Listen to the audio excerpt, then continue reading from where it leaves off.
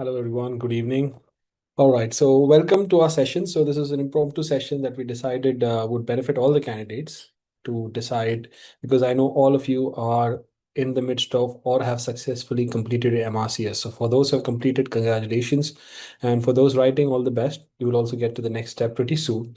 Hence, the reason behind this webinar, as to just, a lot of details are, always in doubt when you're talking about the move from India to UK. So as a person who's done that, I felt that it's always easy to give clarity, having gone through the process myself. And there are a lot of pitfalls that I believe is easy to avoid if you know about it. And not many people talk about the move that easily. So I thought this session might give you a broad idea as to what to expect. So let's start off. I think we're well in time. So nice to meet all of you. So a bit about me. So before I go into that, I'm Praveen Sekaran. So I'm a faculty of Mortimer Green and one of its earliest students. So I completed my MBBS and MS General Surgery in India, and then I worked for 2 years before I moved here. So I moved here in the setting of a non-training job, and we'll talk about what all those jobs are and what they entail, and we'll see what the plan is. So without further ado, let's start off. So first things first. So after you finish your MRCS, the first thing that you should do is get your registration, get your license to practice medicine in the UK. So that's your GMC registration. That's your General Medical Council registration. So in the registration, again, a lot of confusion going on. I myself almost went down the wrong route. So always make sure that there are various options that pop up when you first enter the registration pathway. So there are different registers in which you can register. Okay, so make sure you choose the non-specialist, non-GP register. That's the main thing. Because if you go through the other register, because a lot of us feel that MRCS is a specialist degree, and so we can go get ourselves registered onto that. No, it's not. So in which case, all the questions would not make sense to you. So that's why make sure that you go down this specific road. You should say no to a GP register and no to a specialist registrar. Okay. And if you have any doubt, feel free to contact us. We'll be able to guide you further. So for the GMC registration, there are a couple of things that needs to be done. And I think one of them is best done even before you started getting all of this done at any time. Okay. So that is your EPIC verification. So that's an electronic physician's portal. So how that works is basically that's an organization that's based in the US, and they verify your degree as being legit. Okay, just because we say that we have passed MBBS and produce a certificate, unfortunately, the world does not accept. So that's why this process can be done at any time. And I would advise all of you to get started if you're not already, because this is often the most common step where much time is lost. Okay, it took me almost 3 months to get that done. But luckily, processes are much more smooth now, especially after COVID. Everything has been made electronic. Comparing to it was a proper postal mail before your COVID. So much more efficient processes right now. So what that means is you have to get in touch. First, you have to register yourself on the portal and get your identity verified. So that usually includes a video call with a officer who will verify your identity with your passport. And after that's done, you have to apply for verification of your MBBS degree. So that will be sent to your MBBS college. Okay, so it's up to you to get in touch with your MBBS college to make sure that whoever person is allocated to doing all this registration stuff is aware that your degree is being sent for registration, and he or she can do it at the soonest. Okay, so that's usually the most time consuming step. Okay, so just get that started first, so that by the time you finish your MRCS and you come to GMC, you already have that. Because in the GMC site, the first thing that they ask is for your EPIC ID. Okay, and that does not only apply to MBBS, you also have to verify your MRCS, but MRCS is a much more smoother process. It usually gets done in a week or two, allowing time for any holidays that may creep up in between. But usually it's smooth. You don't have to do anything. You just have to apply for it, pay the fees, and the email gets sent to the Royal Colleges, and they reply back saying that they've approved your degree. Okay, so that's why MRCS verification is not a big thing. It's the MBBS that I always find troublesome. And then, of course, before you start your GMC verification, get these documents in order. So apart from the degree verification, you also need to have internship certificate, a good standing certificate from all the medical councils that you've worked under, and proof of your English language proficiency, either in the form of an IELTS or an OET. Okay, so usually I say that GMC is quite fast. So once you've got all of this done, it usually takes not more than 2 weeks for them to get back to you in case they need further documents, or they just straight away approve your application. And once the application is approved, there's something called an ID check. So earlier, ID check used to require us to come to the UK to have a physical ID check. But luckily, right now it's changed to an online thing. So again, something that can be done quite fast. Okay. So usually the approximate time I would say is give 1 to 2 months time for your GMC and everything to get everything to sort itself out. And keep in mind that your good standing certificate and your IELTS report, test report, all of them have an expiry date. So for me, good standing certificate was only valid for I think 2 months. So it meant a lot of planning as to when you want to get that certificate and then apply for the application. Okay, so that's the bit about GMC. Okay, so if you have any doubts about any of these steps, feel free to pop it in the chat and I will go through the chat box at the end so as to answer any queries. Okay, so that's your GMC registration. So one of the questions I get always asked is, can you apply for jobs before you get your GMC? Okay, so that's the thing. So when you're talking about jobs here, it always, I find in my experience that it's always about demand and supply. There are trusts that are always, in a more of an urgent time span to find a doctor to fill the spot, and some other trusts are more laid back because they can manage to function without getting a new doctor in that fast.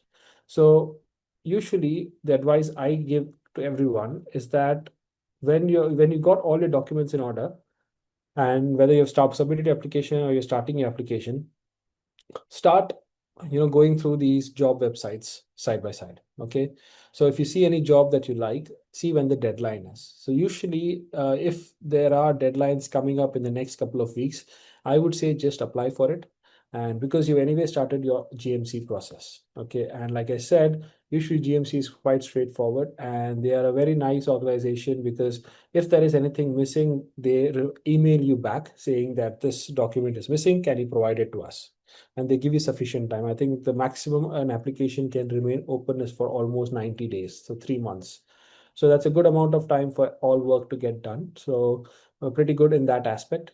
And whenever you apply for this job, it does not mean that you always have to have a GMC, because the first, the window that opens up when you start applying for jobs is whether you have a GMC or not. And that basically has the no option and a small, text box to justify yourself as to why you don't have them. So you can always say no and put your say that my GMC application is being processed. Okay, and just if more information to reinforce that fact is that my job here was got when I did not have a GMC. Okay, so I applied for this job when my application was submitted, and they have accepted my application, and it was in process, and they applied for it. And the thing is, by the time these applications are first longlisted and then shortlisted. Okay, so longlisting is basically just from the degrees. All right, so whether you have all the qualifications, essential criteria, we will see in a bit. Okay, and once the long listing is done and you make it past that stage, that's when they start worrying about everything else. And by that time, if you have applied for your GMC, and this process itself takes 1 or 2 weeks, okay, so you can expect a delay of at least 1 to 3 weeks before you hear back from them whether you're shortlisted for an interview. So usually by that time, your GMC should be in order. And if they are in any doubt, they can always email you saying that what is your GMC status. In which case, by that time, my GMC application has been approved and I was just pending an ID check. So I told them that and they were happy. And then I went forward, I got shortlisted, went for my interview, and I successfully completed it and was offered this job. Okay, so that's how things are. So that's why I don't think you need to wait very rigorously that I will one day start applying once my GMC is done. No, once you've started the application process and you've got all your documents in order and you have submitted them, so I think you can straight away start, especially for those whose deadlines are approaching. Okay, for those applications for the deadline, when the deadline is more than 3 weeks away, you can very well afford to wait to get your GMC, at least the initial thing, before you start applying for them, in which case you can always put yes to the GMC box. All right. So that's my advice for this question that I get asked a lot. And then So now we talked about your license to practice, and then you have to have a good idea as to what you're walking into. So the medical pathway in the UK is quite different from what you expect in India. And let's go over that. So I've got this nice, flow chart that I designed. So basically here, if you see, you finish your 5 years of med school, same as India. And then after that, your internship. So back in India, it's usually a 1 year thing, but here it's 2 years. That's your foundation years. So that is similar to your interns.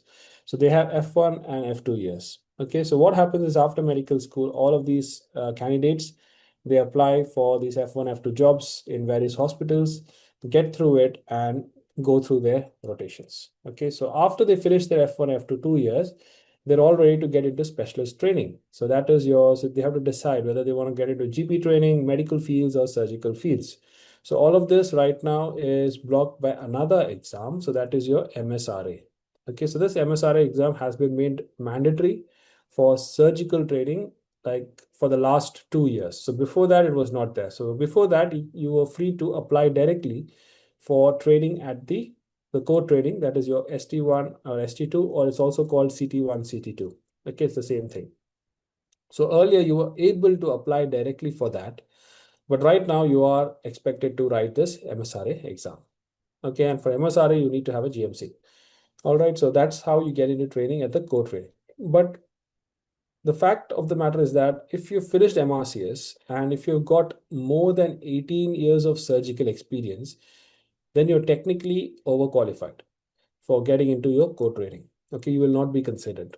Okay, so at that point, the only entry point that you have is at ST3 level. Okay, so that's when your specialty training really starts, because once you have your core training, so that is equivalent. So core training is equivalent to your MS back home. Okay, so it is equivalent to your MS, and super specialty is equal to your ST3 to STS. So that's usually your MCH. Okay, but here, of course, even though it is a 5 year course, you do end up doing a lot of general surgery, a lot of what you expect, what you did in your MS as CD, ST3, ST4. And then as you progress, you go on to more specialized field. And of course, you go through your rotations. So that is your specialty training. And it's usually a 5 year thing, ST3 to ST8. Okay, so this is where you gain entrance. All right, so basically, as international medical graduate, if you want to get into a training, who you are competing against is basically all these people who have finished their training, because after they finish their CT1 and CT2, it is not a run through program. They are again shoved out of the program, so they again have to sit and apply for jobs at ST3 level, so training jobs at ST3 level. So that again includes a portfolio as well as an interview process. So you again, as international medical graduate, if you want to get into training, you have to go through the same thing. You have to have your MRCS and you have to get your portfolio in order. And once you're shortlisted, you will go for your interview. Okay. So again, so like I said, training seats are very competitive. It's not that everyone gets them. So what most of the people do is they work in a non-training capacity. So when you're talking about non-training capacity, this is not your training pathway, but essentially you will be doing the same job. Okay, like in my department, we've got almost 12 registrars, of which 2 are training candidate and 10 are non-training. And all of us do the exact same thing. Okay, so of course, training means you do get some perks. I'll talk about that in a bit. So, but as an international medical graduate, although it is, technically possible, theoretically possible to get into training, it is very, very difficult, because if you go through the portfolio, as we will do at the end of this session, you will notice that a lot of those requirements is difficult for us to finish in India. Like for example, audits. So audits, quality improvement projects, these are stuff we don't have the framework for in India. So it's very difficult for us to get this done and get signed off by a consultant who holds a degree and an active GMC. So all of that becomes difficult for us. So even though it's theoretically possible, if you've got everything else in order, it is kind of difficult to get into training right away. So usually the advice is come here, work in a non-training job for a year or two, get your portfolio updated, get everything done, and then start applying for your specialty training. Okay, so that's the usual advice. So when you're talking about non-training jobs, again, these jobs are divided into various titles, and these correspond to the training pathway as well. So when you're talking about a senior house officer or a junior clinical fellow, They are equivalent to your CT core training candidates. And when you're talking about post MRCS, for this is what concerns us. These are trust grade registrars or senior clinical fellows or even SAS doctors if you're really experienced, if you've got a number of years of experience under your belt. Okay, so usually what happens is that in specialty training, when you go through it, so foundation year, core training, then specialty training. So after you finish that, you get your FRCS done and out of the way, and then you get the degree. Okay, so CCT is the degree. FRCS, although it's a degree as well, it's just a qualification. So once you got your CCT, that is your completion of, certified completion of training, that means you're eligible to become a consultant. Okay, so that's when you get your name on the specialist register. All right. And of course, most of the, now the trend is that after your CCT, you go in for post CCT fellowships to really, carve out a niche for yourself where you are comfortable with. And these are like robotics or colorectal, whatever may take your fancy.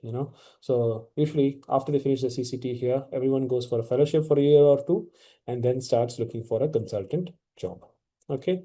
But that being said, that is not the only way to become a consultant in the UK. So the other way through a non-training route is CSER. So that's the certificate of eligibility for specialist registration.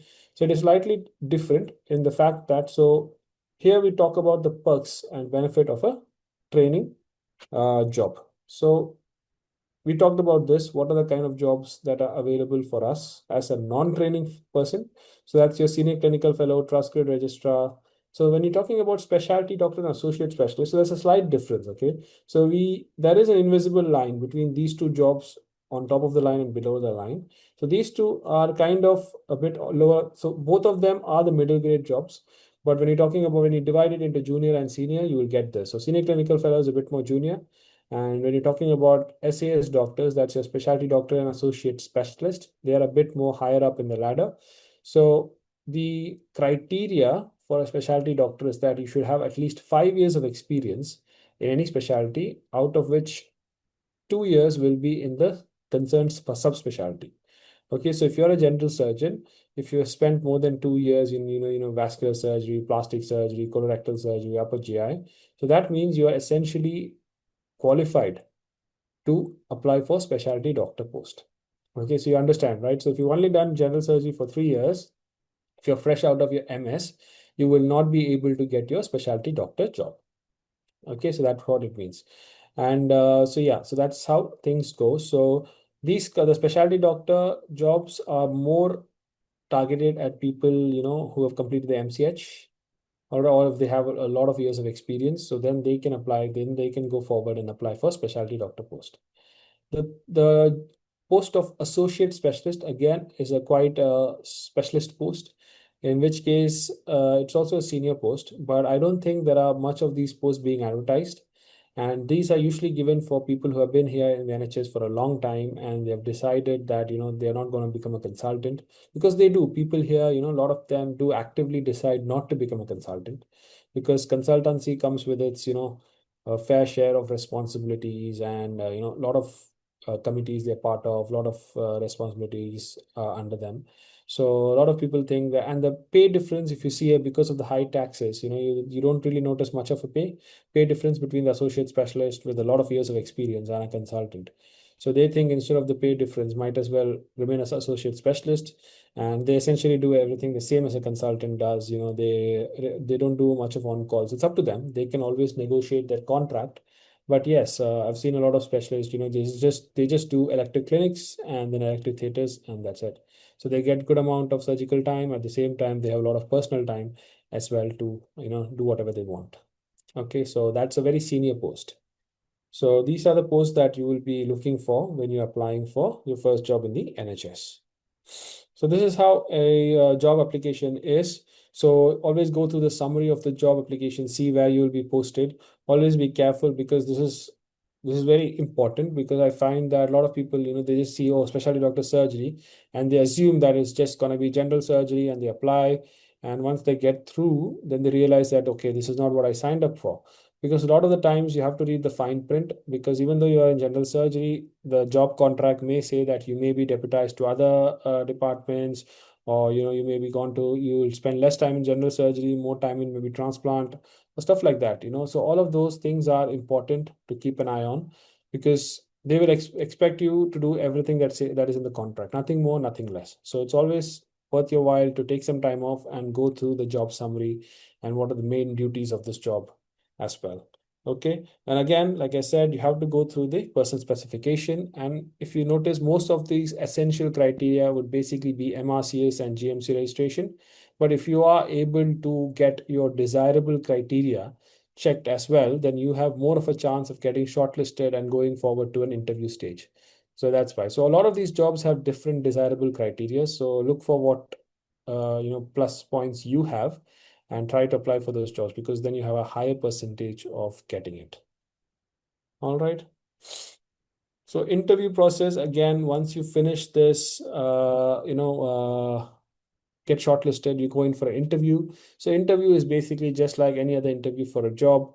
So the three main parts as how I would divide an interview process is basically they just ask, tell me about yourself. So in which case you have to give a short, brief summary of what you have been doing so far, and then talk about experiences. So this is where they get in the interview mode, as I like to call it, and they ask you as to what experience really affected you, what did you learn, and how did that change the way you practiced medicine afterwards. And then, so those were the questions asked. And sometimes they might give you some clinical scenarios, and they will ask, what are you going to do when a patient like this comes to your ED? And how are you going to handle the patient? So those are the kind of questions that you need to be ready for. And of course, the most important question again is they always ask you, what is your future plan? So future plan basically meaning, are you here for the short term or are you here for the long term? Okay. So the answer to this question differs a lot among us. And depending on that question, I will also lay down some career pathways for you at the next part of our webinar. Okay. So these are all the usual questions that are asked as part of your interview process. So, get these questions in your mind, start thinking about how you would like to answer them, and keep those answers ready. Okay. So then when you're talking about career progression, so like I said, the main important question is whether you're here for the short term or the long term. All right. Because depending on that, the path you may take may differ. All right. So when you're talking about short term, I personally would recommend this for those who are at the latter end of the trainings, for those who have got a lot of experience, and they've already done most of the training back home. They've finished the MCH and all of that, and they just want to have a taster of what medical practice, surgical practice is in the UK. Okay, because here, as you may already understand by the number of years of training, it does take a while to get things running. Okay, so it is a slow-paced work, because it's not like in India where you do everything every day. So here, every day is designated, so you can't do everything. So there are strict time rules and all of that. So progression is a bit slow here, hence why training is 5 years long, as you can imagine. So that is why if you're here for the short term, and if you're just here to, take it easy, maybe take a year out just to experience the culture, then that's fine. You can go into these normal uh, jobs that I just mentioned. But if you're here to actually, train yourself into something specific, then you can look into other options where you will get that bulk of training delivered to you in that short amount of time. Okay, because if you take just the normal senior clinical fellow, your specialty doctor post, it will take time, because it's like a long-term kind of post, and they would like to assess you, evaluate you before slowly giving you stuff. That's what you expect from any new job that you go to here, isn't it?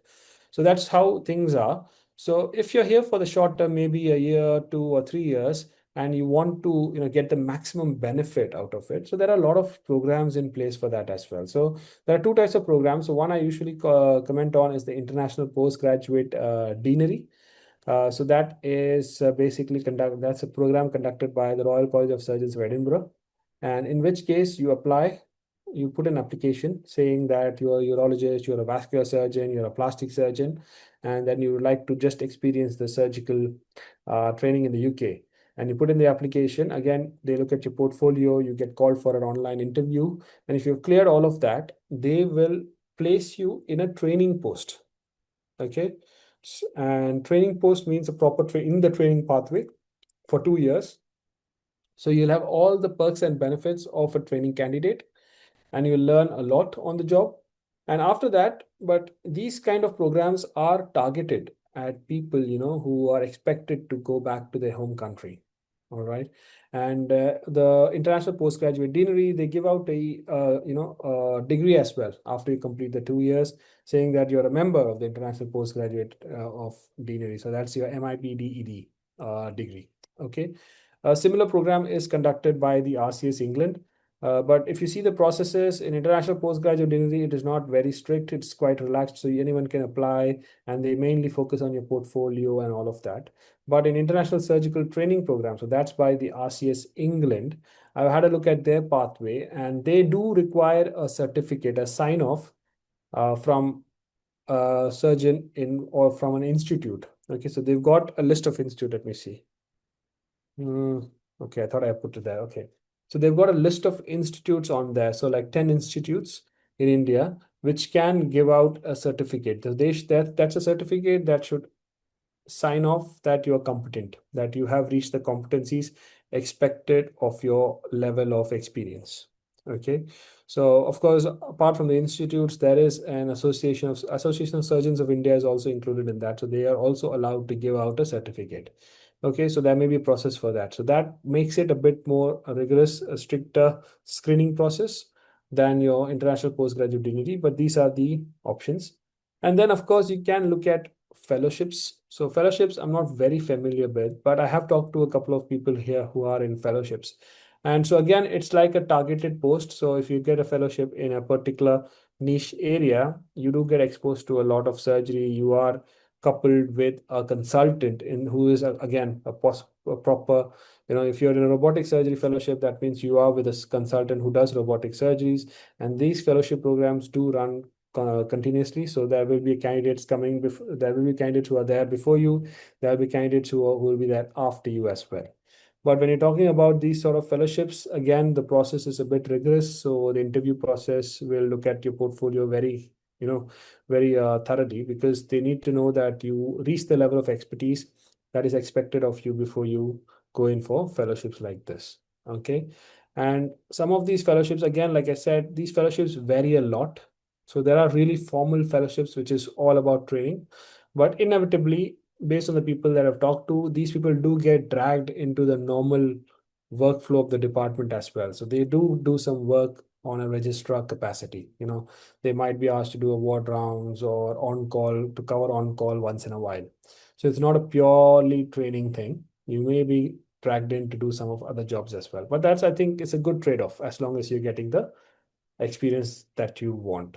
So regarding those looking for fellowships, I would suggest to talk to people who are already there, to talk to colleagues, or you can always use your networking to find people who are working there to have a good idea as to how the fellowship is. Okay, because in my experience, the most formal, the really good fellowships are all aimed at post CCT fellows. So it's very difficult for us to get to them right at the outset, and in which case, again, it's very difficult to just it's I wouldn't advise waiting a lot to get into those fellowships. It's always better to get into a non-training job first and then try for those fellowships.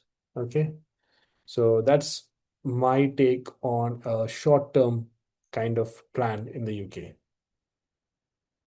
So when you're talking about long-term plan, so it's always going to be whether you're going to through a non-training job or a training job. Okay. So as far as that is concerned, I would say for candidates who are fresh out of the MS, they don't have many experience, many years of experience. It's always good to go through the training pathway, because it is almost always a direct route to your, consultancy. Okay. And that is a good long-term plan. So if you're here for the long term, you should always aim to become a consultant, because associate specialist, like I said, the number of jobs of an associate specialist is really going down. So it's like unofficially they're trying to reduce that kind of job post, because to be fair, it's not a very particularly proper job post. It's somewhere in the middle of nowhere. So that's why. So right now, I would advise all of us, especially in our group, is the best thing is to get to to get to a consultant level, because the amount of exposure that you get as a consultant is amazing here. So to become a consultant, the surgical exposure that you get is world class, and it will really open up the world to you, because a consultant from the UK, from the NHS trained consultant, is really sought after. So that would be a good feather on your CV. Okay, so when you're talking about a Caesar pathway, again, so this would be good for those looking for long term but have got a lot of experience.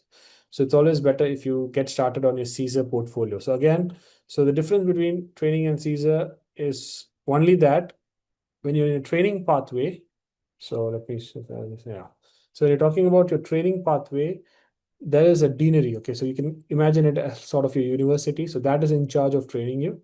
So they'll keep a close eye on you. You are assigned supervisors. So that can be educational supervisor, there'll be a clinical supervisor who will keep an eye on the number of surgeries that you are expected to do in that particular period of time when you're in a particular rotation. Okay, if your numbers start to drop, they will make sure that you get back those numbers.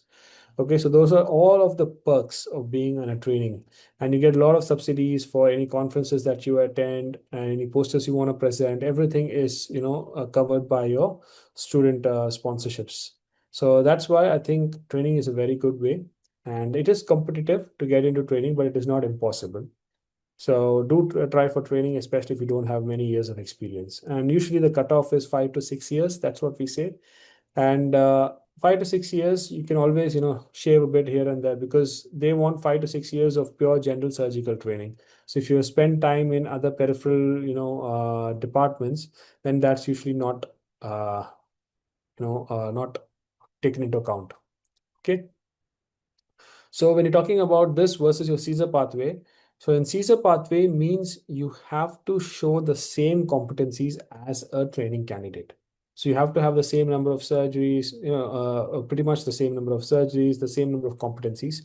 So all of this means it's up to you, and you don't have a supervisor who can really, you will be assigned one, but they are not mandated by the deanery to help you. Okay, so it's up to you to form a good relationship with your supervisors, make sure that you get into theaters, make yourself known, and you have to make the consultants comfortable enough to give you these cases, because to be fair, as you go into specialty, all of these cases are major cases, and it is difficult for you to get a hold of all of them if you're not on good terms with the consultants, if you're not hardworking, all of that. So it's the whole package that you have to sell. You can't just expect things to be given to you. So you need to work hard for that.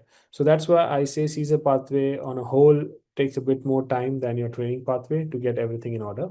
But they are making it easier year by year.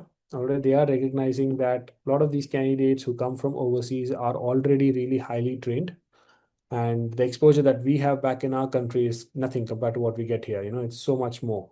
So that is starting to be recognized, and so I think recently there's a change in policy that they are slowly extending the period of time when the evidence would be considered. So that means this extension would more likely cover the time of training that we had back in India. Okay, so that's a good thing. So that's why Caesar pathways are getting a bit better. So, but again, research into each of this very deeply as to what you need to do before committing yourself to a pathway, a plan. All right, but like I said, always plan ahead. Always make sure you know what you need. You know what you want in your mind. Don't come here thinking that, okay, I will see how it goes, because time goes really fast, and you won't notice the time lost. So it's always better to come here with a plan than to see years go by and then you start regretting, oh, I never had a plan in place. So that's my sincere advice to you. So other options, like I said, SAS doctors is the associate specialty post, but again, not many posts going around, and that does require for you to be here for a long term before you're considered for those posts. You can get into training jobs, sorry, teaching jobs as well. So there is a separate pathway for that, and you can get into something called a clinical teaching fellows. So you can go in from there, and you can get into a clinical research fellow, and you can get some degrees in teaching and try to see if you can get some jobs in the colleges, stuff like that. Okay, but it is a very, again, it does require, because the problem is training from India is hardly recognized apart from MBBS. So it's very difficult for us to portray the amount of experience that we've had back home, because to be fair, we don't have any documentation that, really attests that we have done so much. Okay. So that's why these things are a bit more difficult.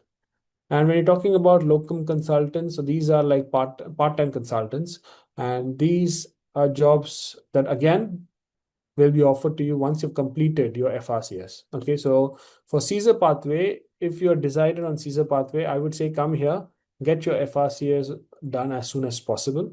Okay, and once you've got your FRCS done, so these locum consultancy role, and if you've been there for a while and your department really appreciates your experience, your training, the amount of expertise that you have, then you may even be, because sometimes they might need some consultant to fill in. Okay, and if no one else is available, then these locum consultancy posts or shifts will be available to you. So as long as you've completed your FRCS, you are eligible to go for locum consultancy, but that depends on how comfortable the department is with you doing consultant's job. Okay, so these are some of the other options you note once you come over here.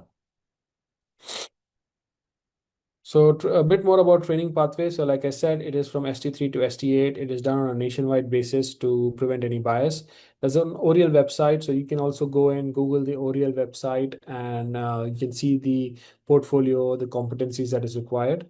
And it is usually done on a yearly basis. So usually these applications open in November, and it's a point-based system. And what you have to understand is these regulations change every year, although they have been static over the last 2 years. So these are points given to certain parts of your portfolio. Okay, so based on this point system, you get shortlisted and you go for an interview. So when you're talking about what you get points for, so these are basically number of years of experience. And be careful, don't think that just because you get points means if you have a lot of years of experience, you get a lot of points. No, there is a cap after which you get the minimum points. Okay, that is why I said that 5 to 6 years, you have to be within that time to apply for the jobs. Of course, 5 years of experience means you will get on the lower side points. The best time to apply is usually after 2 years. So basically, they are targeting candidates who have completed their core training. So after 2 to 3 years of surgical experience is where you get the maximum marks for your years of experience. Then, of course, publications, presentations carry marks, audits carry marks, QIPs, that's what I said, the quality improvement projects, they carry marks. And then you have to do a number of appendicectomies done. And months spent in allied specialties, like, months spent in ortho, that's trauma and orthopedics, ENT, ITU, is all taken into account. Again, capped at 4 months. So if you spend more than 4 months, you're not going to get more marks. Okay, so keep that in mind as well. Okay, so these are ways where you can avoid working in a surgical department but still get points.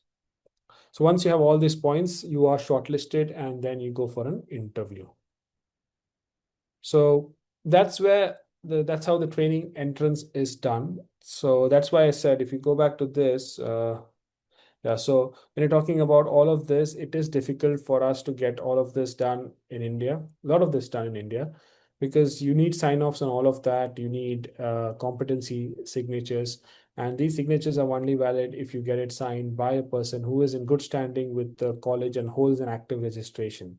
So not many people do it. Although a lot of doctors in India have FRCS and MRCS degree, I don't think many of them pay their yearly subscription to keep it active. So they're not in good standing. So that is important. So keep all of that in mind, and think about what we've discussed. Think about what would be the best sort of plan for you. All right, and take it from there. Okay. So let's go on to the questions. I know all of you are raring to go. So let's discuss some questions. So do we need to maintain a logbook here? So it's always advisable to maintain a logbook. So there is a royal, so if you go to elogbook.org, elogbook.org, so that is an online logbook that is being provided by the royal colleges.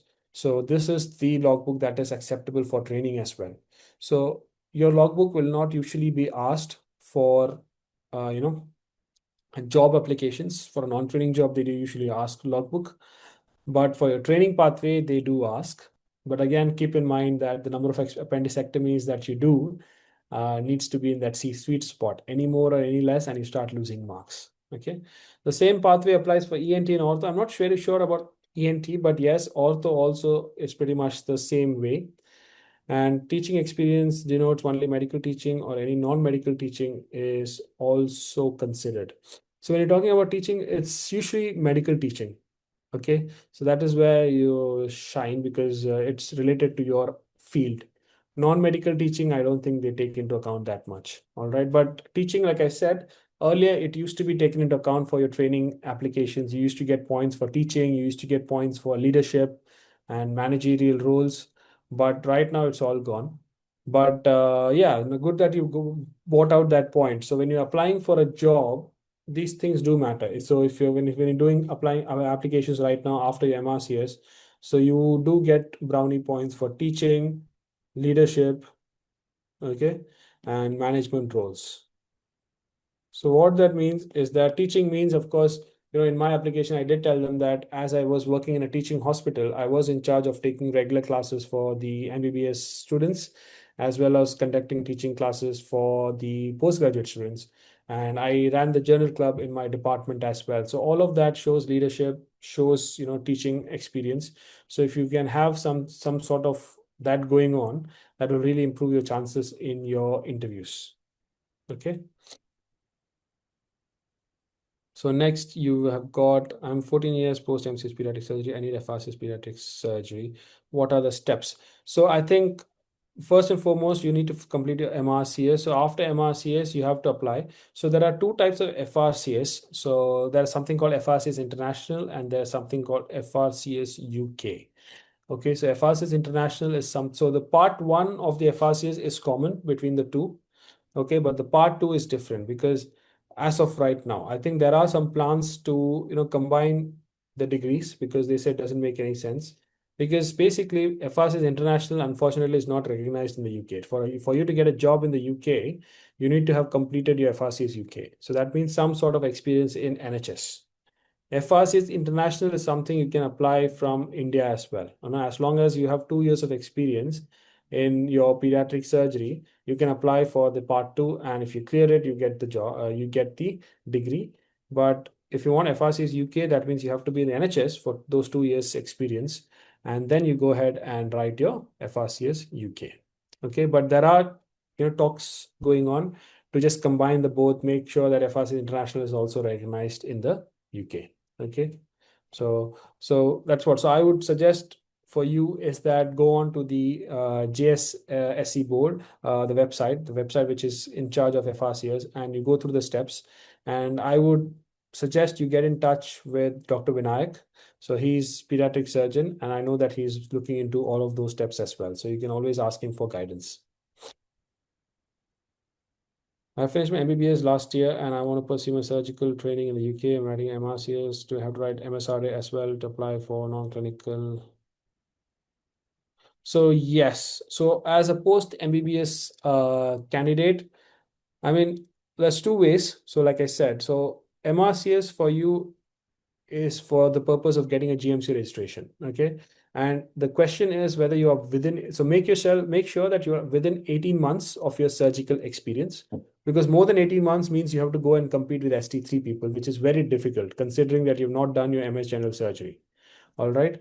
And so the pathway for you is going into core training. So make sure you're within 18 months. So if you've done an MRCS, that's fine. But but since it's a national thing, it's fine. But yes, you do have to write MSRA. No, not for non-clinical pathway. For the core training pathway, you have to write MSRA. But for the non-training jobs, you don't need to write MSRA. You can just apply with your MRCS. So with an MRCS, you will not be considered for F1 jobs. Okay. So F1 jobs will be overqualified for you because when you finish the MRCS, you are a bit more qualified than pure MBBS graduates, right? Because MRCS is an exit exam for CT2. So F2 jobs and SHO level jobs will be open for you. So you can come here, you can join and start working on those jobs. And portfolio, I would say it's the same from India as well. Make sure that you are involved in some sort of teaching activity and make sure you got some poster presentations, paper presentations, you've done some research or at least been part of one. Audits and QRP is always going to be difficult. And if you do some additional courses like basic surgical skills course, BSS course is very good. and make sure you do a course that's recognized in the UK. And ATLS is always appreciable. So if you do these courses, then you can really strengthen your application. Okay, so that would be my advice to you. But if you want to get into training, you have to write MSRA. I got my GMC registration 4 months back through PLAB pathway and applying for no non-training jobs, but no luck, hence giving MRCS. Is it worth it since I have surgical experience only during internship? So it's the same thing. Both of you, I think both you and I think Aishwarya and Kavya, both of you are pretty much in the similar sort of route. So what I would advise is that, so what I will tell you, the ground reality, it's a hard reality, but it's the fact that competition for F1, F2 jobs is really high, all right, compared to ST3 level jobs. Okay, because that means, because you, so what happens is the number of medical schools here in the UK is a bit on the lower side. So a lot of people go out to complete their MBBS in foreign universities in Europe, and all of them come back home for their foundation year training. So you are competing with a huge pool of candidates, along with candidates who graduate from medical schools here and are applying for F1 jobs. Okay, so that would be training F1 jobs. But for non-training jobs, again, there's a lot of competitions, and the non-training F1, F2 jobs is a bit less because, as you can imagine, most of these jobs go out to training candidates, who are in training and who have finished their medical school and then coming in. So for these people, I would advise right now, it's become almost a necessity that you need to have an observership. Okay. So if you want to get into these junior level jobs like F1, F2, SHO level jobs, you do need to come here and do a clinical observership. So that would be like a 1 month or a 2 month thing. Because right now, earlier it used to be optional. People say may or may not do. But right now it's become almost mandatory because all of the, I've seen, I see, I work with people, I've got two clinical observers in the department right now who are really trying to get into these jobs, an F2 level job. And the competition is so high, and you just can't get through without doing an observership here, making yourself known, because observership adds value to you because you've got NHS experience now.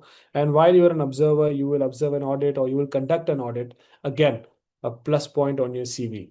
So right now, if you do not have an observership, I've seen a lot of candidates without an observership, they don't even get past this long listing stage. So it's getting very difficult nowadays. The competition is really high.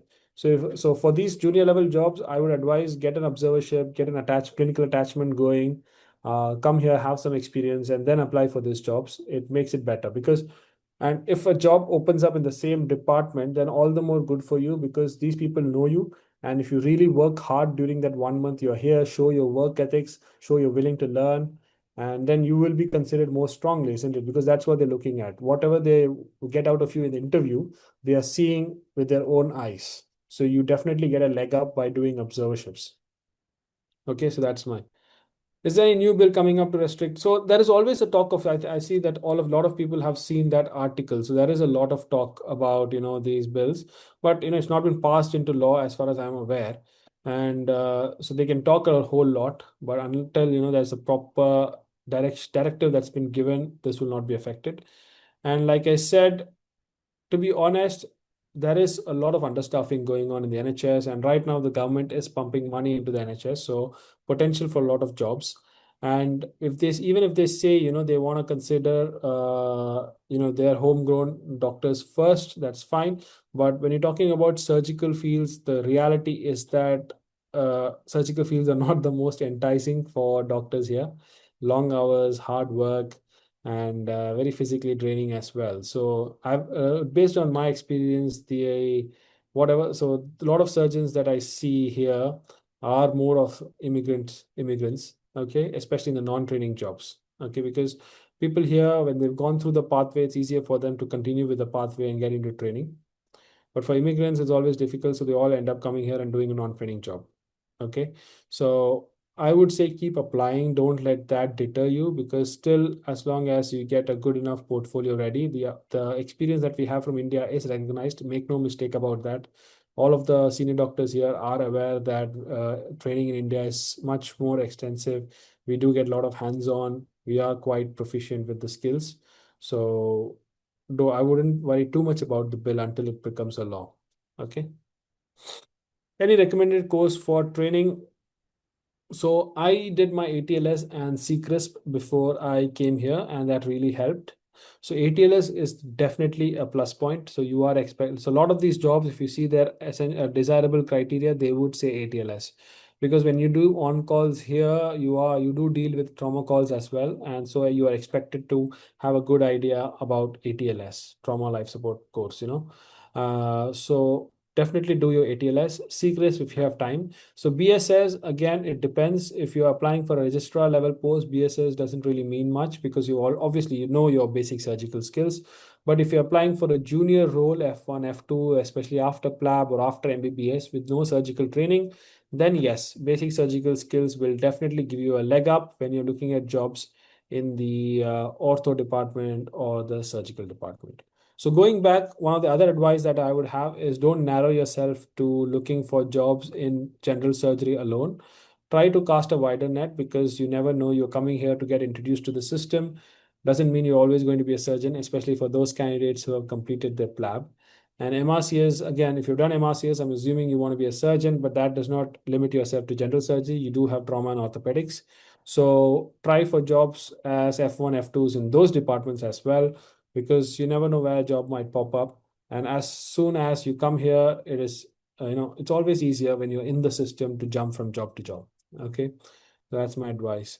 So what comes under management experiences? So usually, here management experiences, they mean there are a lot of management roles. Like for example, you can take control of the rota, that you will be the rota manager, you are putting the rota daily, or you can take control of some program the department is conducting nationwide. So a lot of these departments are part of nationwide programs. So you will be appointed the clinical lead for that. You can take the program forward and you can be a point of liaison. So all of that will come under management roles. All right. Is it ideal to do a fellowship in transplant surgery post? What are the so definitely, if you get into a proper fellowship, so this is for your transplant fellowship in transplant surgery post MCH in India. Ideal to do fellowship in India. What are the chances to get a fellowship and how valuable is it to come back to India? So if you've completed your MCH in surgical gastro, you are quite highly trained and that is recognized. So I think you'll be in a much better position to apply for fellowships like this. Okay. So I would say fellowships from here is recognized worldwide. So that definitely gives you a leg up. I don't know how widely recognized the fellowships from India are. So that is always another thing that you should look into. But like I said, here there are both really recognized fellowships and then just normal fellowships as well. So assuming that you've done your post MCH surgical gastro, that means you're a highly trained doctor. So you have, and if you've got good amount of evidence to support all of that, all of your experiences, a good logbook and everything, then you stand a really good chance of getting into a fellowship program here. So try to apply for fellowships here. And a lot of these, and if you've done your FRCS, even more easier for you to get into fellowships. Okay, so because these kind of high-end fellowships like transplant surgery are basically aimed at post CCT candidates, and that means they do expect to see FRCS. Okay, so without FRCS, again, like I said, MS and MCH from India is not recognized. So unless you do a corresponding degree, it is difficult for you to get recognized. So that's my advice. But fellowships here are really good. And like I said, they have the added benefit of being recognized worldwide. So I think definitely it would be valuable if you went back to work in India. Okay. So, but when you're talking about post-surgical gastro, again, I think it's best if you talk to your bosses there, if you're in a surgical gastro department to see how valuable these are. But I would assume that the benefits are definitely more. Is there any format for good standing certificate? So usually I think it differs from medical council to medical council.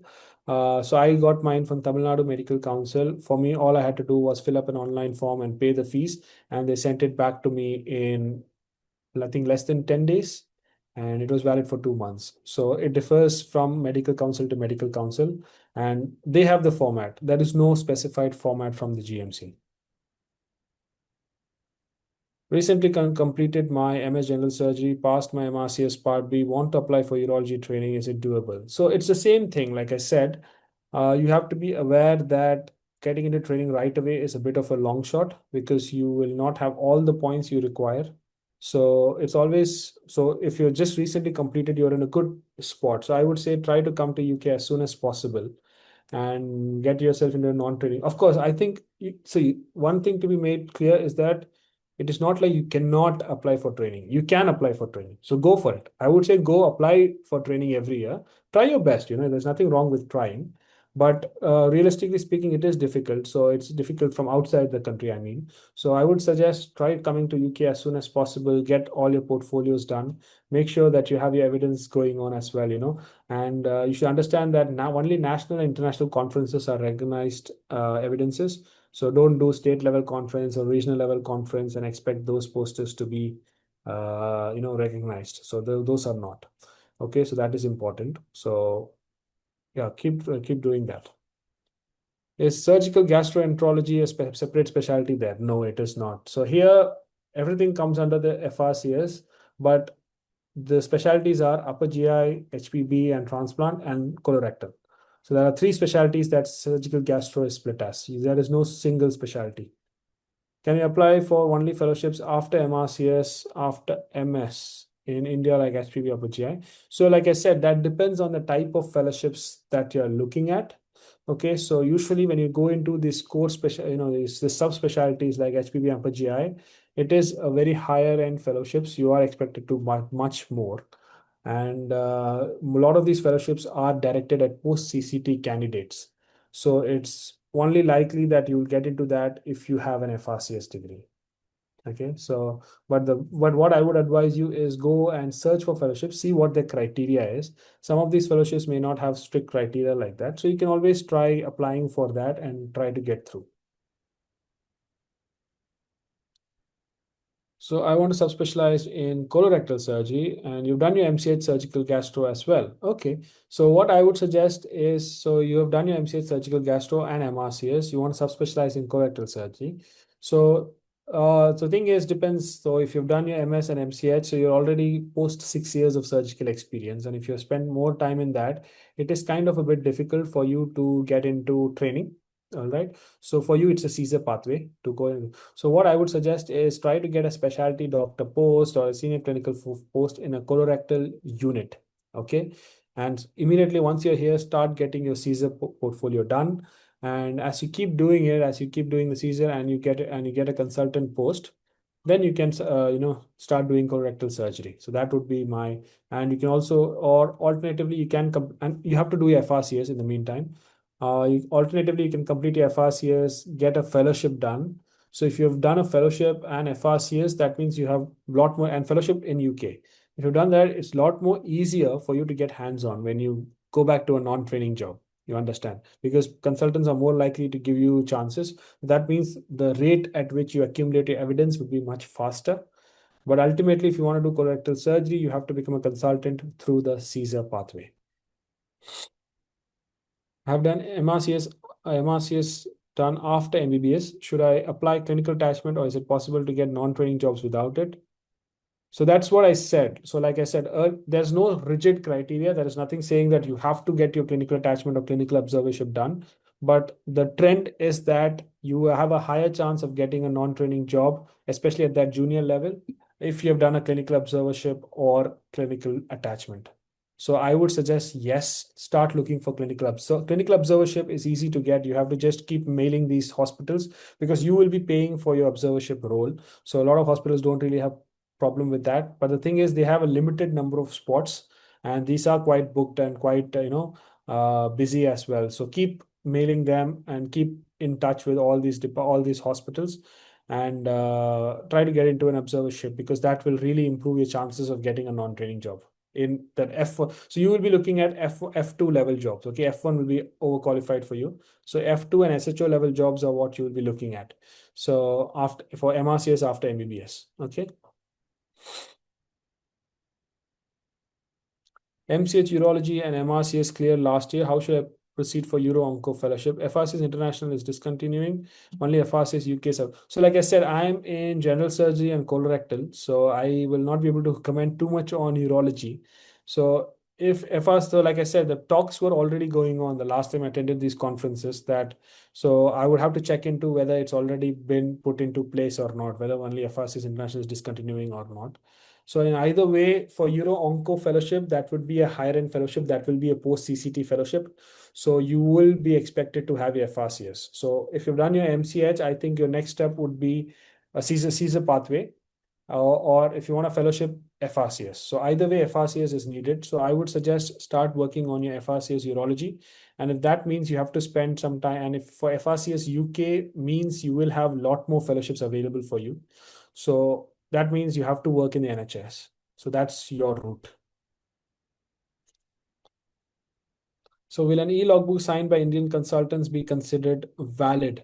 So there is always a bit of, haze around that. So ideally, if you have someone in your department who has got an MRCS or an FRCS degree and they are in good standing, it's always best. If not, the highest ranking person in your department can sign, because what else can you do? And some of them do, accept it. All right. So I don't think should be major problem.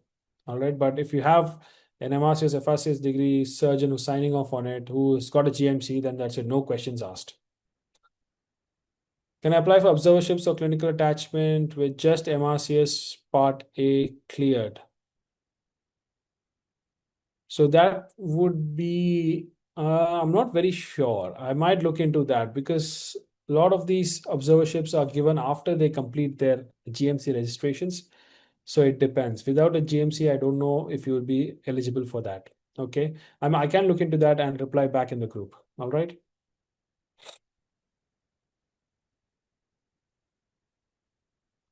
It will be post 18 months. So by the time my GMC registration is done, it will be post 18 months of MBBS. Can I apply for an SHO job, or is the MSRA path?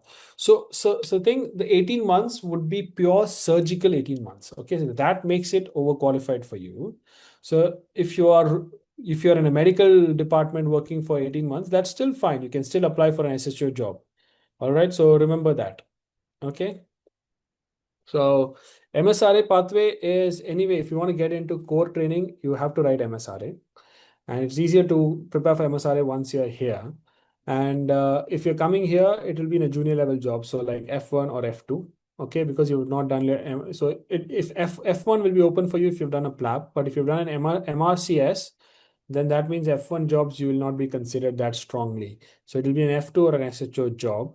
And be careful not to exceed 18 months of surgical. So that means I would suggest give 12 months buffer period so that you're here for 12 months of surgical experience.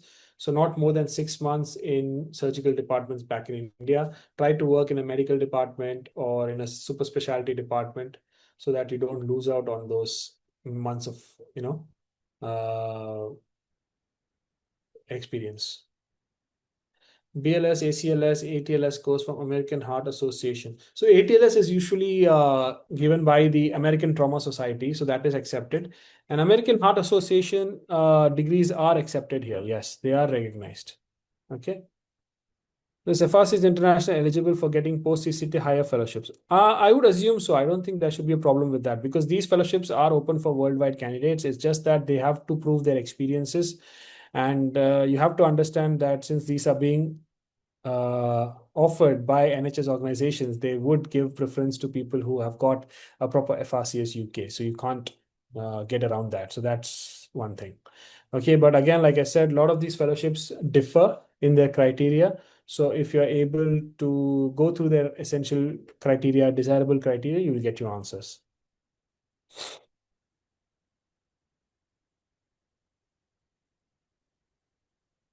All right.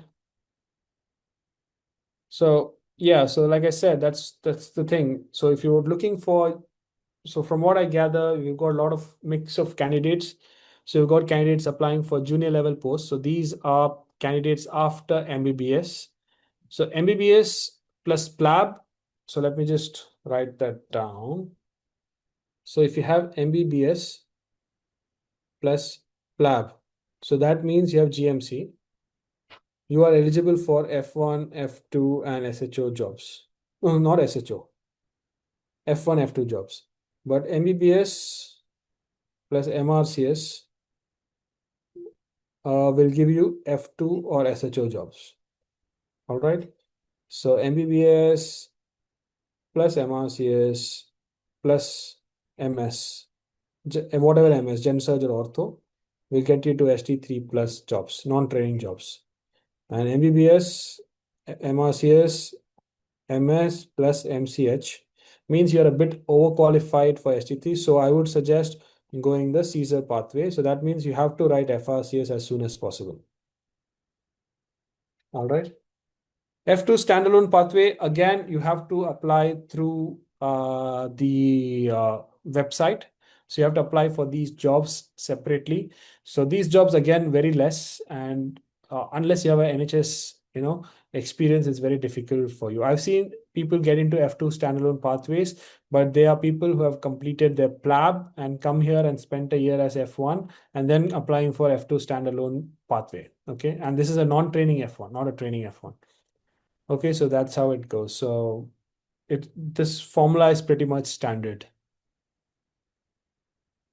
So yes, I've got one more here. 6 years post MS, planning for doing subspecialization in breast surgery.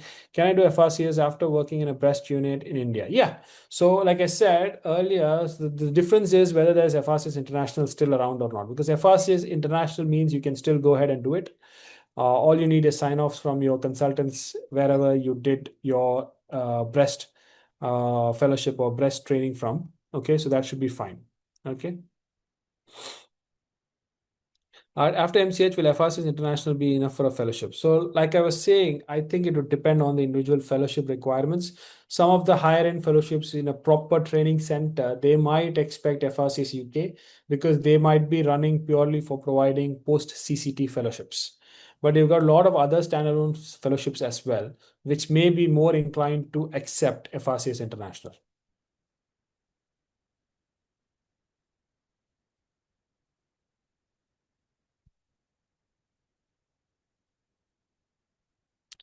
So after MCH, how best to do FRCS UK is you come. So if after MCH means you're a senior level doctor, so come here on a specialty doctor contract or a senior clinical fellow contract in the department that you've done your MCH in.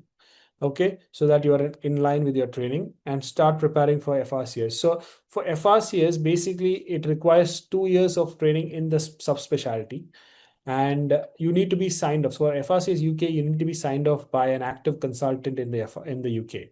Okay, on the specialist register. So they will only do that if they feel comfortable with your level of expertise. So if you're here and you show them that, see, this is what I've been doing this for a lot of time. I'm very proficient with this. See, this is how I do it. If they're happy with it, they might even sign you off as soon as possible. In which case, you can just directly go and write your FRCS. Okay, so that sign off is the difference between your FRCS International and FRCS UK. Sometimes, actually, if you have, we have a lot of senior surgeons who work half time in UK, half time in India. If you are in good contact with of them and they are willing to sign you off, then you can even apply for FRCS UK from India. I think that's a possible loophole right there. But that would require us to go through the FRCS UK detailed guidance.